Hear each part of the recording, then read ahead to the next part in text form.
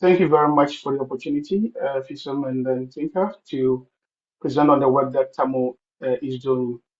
It's very exciting that when we talk about climate change and adaptation and mitigation, actually we cannot know how best we are adapting or mitigating if we don't have data. So it's also nice that we talk about the data and how to even sustain the data itself in the form of partnerships. So we'll be able to really have a baseline to be able to judge how we are doing with regards to climate change adaptation and mitigation measures. So TAMO itself was formed out of partnership. It was from two universities. So the Delft University of Technology, where I am still, and then the Oregon State University, that is based in the US. And these two professors came to Africa to do some work, and they were frustrated by the fact that they couldn't have data to validate their models or to calibrate their models. So they wanted this to change.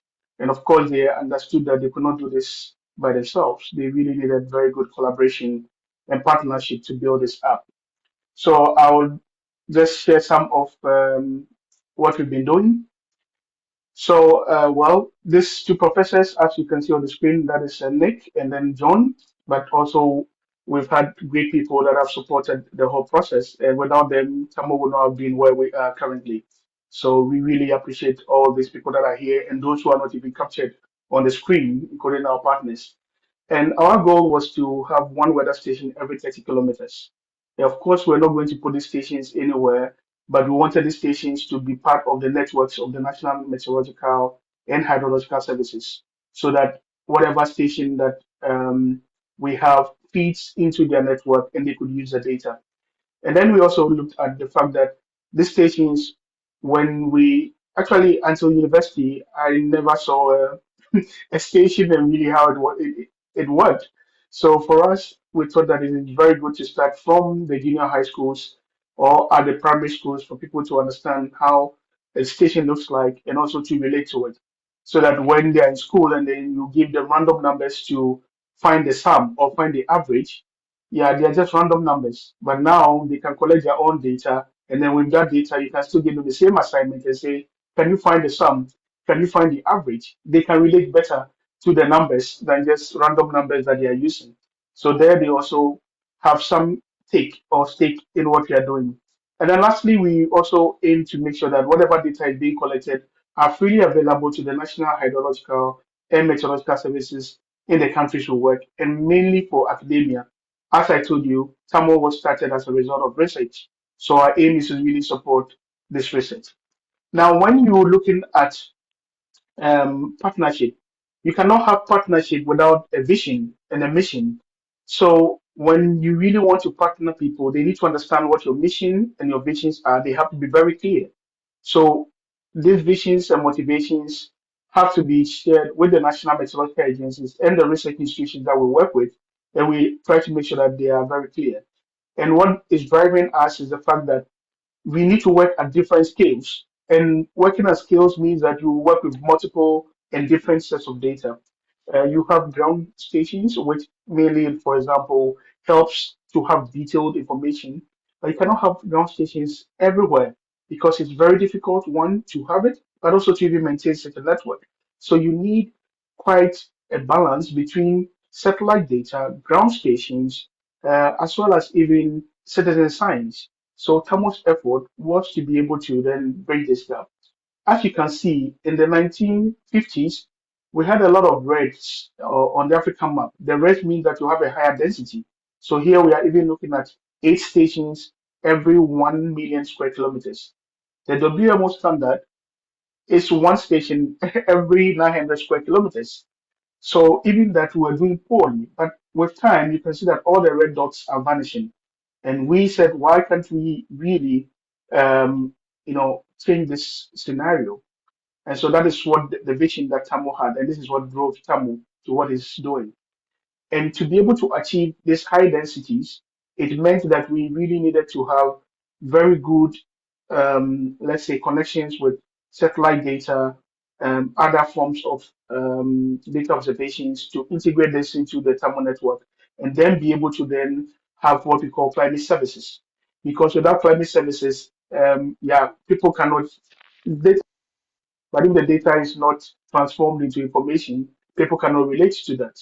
And so we work with the National Met Services to see how we can translate this data into climate services that can make impact on the ground so that somebody on the ground does not say there's going to be 50 millimeters of rainfall. What does the 50 millimeters of rainfall mean to such a farmer or such a person in terms of either their farming activities or for irrigation or for flood purposes? So some of the services that we do, for example, are flood early warning systems. So developing dashboards so that this data can be easily visualized and for people to understand what measures they have to take in terms of adaptation. And then also this just shows a network of the stations that we have. But as I said, we need very good sustainable business models behind this. And we do this with the Met Services. So this is an example where we develop a business model canvas with the Ghana Meteorological Agency to see how we could work together to sustain the network of stations that we have. Really also understanding that sustainable solutions have to have very clear rules and boundaries. We know that the governments are the mandated institutions to provide some of these climate information services. So we don't go in to compete with them. We go in to enhance the work that they are doing. In that way, it becomes very easy for them to embrace us and for them to work with us in that partnership to ensure that we can provide value to the people that they are serving. So for me, these clear rules and boundaries are governed by the MOUs and other forms of agreement that we set up with the National Met Services, the Hydrological Services, Ministries of Water, and the schools that we even work in. But in the end, as I spoke about earlier, we don't have to just look at the data. We need to really transform the data, into information. And it's not just weather information that people are interested in. For example, for typical farmers, yes, they will be interested in agri advisory services like the weather, but they also like to know the market access. Where can I sell my goods at what prices? And we don't have to do all this by ourselves. We have partners that we collaborate with who do this, but we are able to then integrate our data onto their portal so we can have an integrated system that adds more value to the end user than just providing weather information. So this is what we do. But to do this, you need a lot of data integration and even sometimes blockchain approaches to do that. And that's what we set up to make sure that we can deliver services such as weather services, which is the mandate of the National Meteorological Institutions, but also provide agricultural advisory based on the weather services. Look at where people can have inputs with sort of a good overview of what is being sold, where, at what prices, support with insurance products. In the next slide, I'll show you something about insurance products. But in the end, what we want to say is that let's have sustainable business solutions by providing climate services with clear mandates of the National Meteorological Services that enables us to do this and to scale it easily. So this is an example of a digital platform that we developed with the Ghana Agriculture Insurance Pool and Farmerline. So this is a private public partnership, right? Also with the Met Service, the Ghana Meteorological Agency, as an example. And for such systems, you need to build trust, you need to build integrity. Without this, you cannot be able to really have that partnership. So we cannot go ahead with a partnership without being credible. So for us to be really able to partner with national institutions, our credibility has to be high. Our transparency and accountability and trust has to be high. So we'll be able to involve these national institutions for them to support us. I think I'll break for at this point, and maybe Fitzo, you can take over, and then we have a reflection of what I've said so far before I continue. I can launch the poll now. Yeah. Right. Please feel free to answer the questions of what you think should drive partnership with regards to climate adaptation from your experiences. Frank, can you see the screen and the Yes, I can see that a lot of people are saying that aligned goals and vision is really key for good partnership for climate adaptation. I agree. I think that is really the first step. But also, I see that people are looking at really revenues that could be generated to sustain climate services so that we don't have projects and then whatever they start up sort of, goes down the drain because there's no money or there's no resources to sustain it. And then others also think really having the impact. Um, on the ground, I think also helps a lot. Okay, sounds good. So that was more on a reflection on, yeah, the ingredients for partnership. But like, see, he was really thinking ahead of me even before the slide. So that is really nice that you talked about the school. So as you can see, we have, this is just Kenya. And this was just about 4 or 5 years ago. Now we have almost 150 stations in Kenya. Then we had close to just about 100 stations. And you can see that most of these stations are also in the universities and colleges, as well as secondary schools. And then we have stations at other locations. So we are very much also interested in having these stations in schools because the schools act as partners for us to be able to maintain the stations. And our technicians just go there when there's really maintenance that they cannot have. And basically, as I was talking about the curriculum and engaging schools, this is just an example of we having programs for the schools so that they can engage better with the data that is being collected from the thermal stations. We don't want the thermal stations to be white elephants to them. And then, as I said, also, we really need to make sure that we can create value, right? So, creating value with partners, especially having complementary activities and strengths, and then see how compatible we are. Now we have, for example, resilient cities, we have CAS and other partners like this or on the call. These are partners that we have on the project. And basically, you can then see how all these strengths and skills come together to really to then provide valuable services for people on the ground. I think this is what we're talking about. Therefore, we partner in flood early warning systems, in the dashboards, in the design process, but also as part of the Lego approach in terms of data integration. I think that is really nice. And then also for training. So we also do a lot of training, but even in these trainings, we also have a lot of partnership. And I'm actually sitting at the HKV office in the Delft, and we are here discussing some partnerships and some work that we are doing. So it's always nice to not try to do everything yourself, but also to try to see how you can create value for others and together how you can mobilize limited resources to optimize these resources and to be able to, offer opportunities for others. I think that is always the thing. And it's also a challenge, yeah, in a way, because the business is companies are always looking for money, and the governments are looking for impacts or let's say visibility. And sometimes it's very difficult to match both. But we try to navigate this very clearly so that we can do a very good matching of this.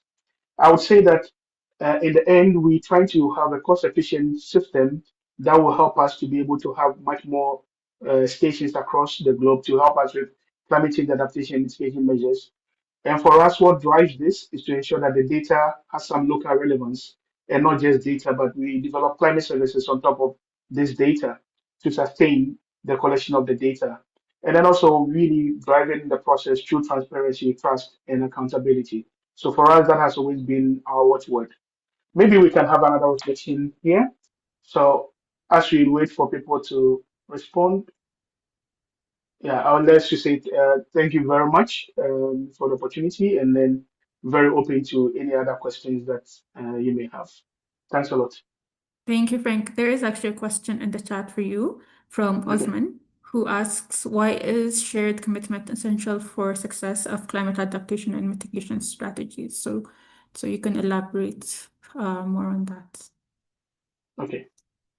Yeah. So when you uh, have partnership, people want to ensure that this partnership is sustained, not somebody who comes to have a quick gain and then vanishes. So as part of even the thermal efforts, we categorically state that we will continue to remain an NGO and to support the development of climate services with the National Met Services. So we are very intentional and explicit about this, and also very much committed towards this partnership. And what we do is by looking for funding opportunities together. So you can see that even in this project, we have a lot of best services that we are collaborating with. And it's because of the partnership that some of the partners here, together with Tamo, has with them. So it makes them comfortable to collaborate with us. And if you don't have a committed partner, you don't want to really dedicate any resources or efforts into the partnership. So I think that is a very key ingredient, Osman, if I did answer your question. But I agree. that is really important for climate change adaptation and mitigation, especially in the field where I come from.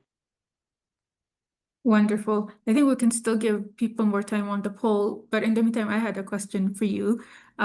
Given that you work across so many countries, so many types of government systems, laws, jurisdictions, what has been one of the most pressing challenges you faced when you've tried to build these partnerships and sustain them across very different contexts across the continent? Yeah. So I think in Africa we say that, oh, we are the same, but we are also very different. I would say in terms of culture and norms, some of the partnerships took very little time and it was done. Some partnership took a very long time for us to establish this, but also in the end, they became the strongest partners that we had.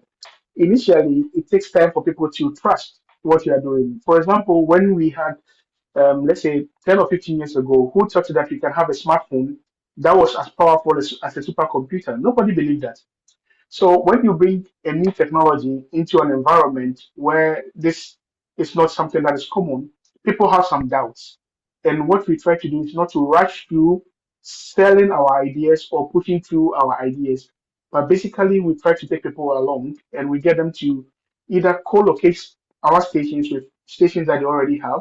And after time, they say, oh, but this station it looks very small, but it's performing even better than the other stations that we have. We can easily access the data, we can easily use it in processing, yeah, let's say our models or running our models for climate services. So I would say those were the most difficult and challenging. It takes time to build partnership, and if you don't have that time and you don't have those resources to really keep that commitment going and to take things slowly, then you cannot build those strong partnerships. So we Yeah. really want the Met services who have been very open also to us and to trust us to be able to collaborate. No, I definitely agree with you. I think that building of trust and that time that is taken before to build the partnerships to align on what working together means, what impact for everyone looks like. I think that is really the hard part and usually the most under-resourced part or overlooked part. I see that also in the work I do, and I think Andrew will also talk a bit about that. So definitely agree. And congratulations on all the work you've done. I can share the results, um, but it seems we're not able to see the inputted answers, so I can find them and add them Okay. in the chat. But in the meantime, everyone, if you have any questions for Frank, please continue to add them in the chat. You can respond there as well. And thank you.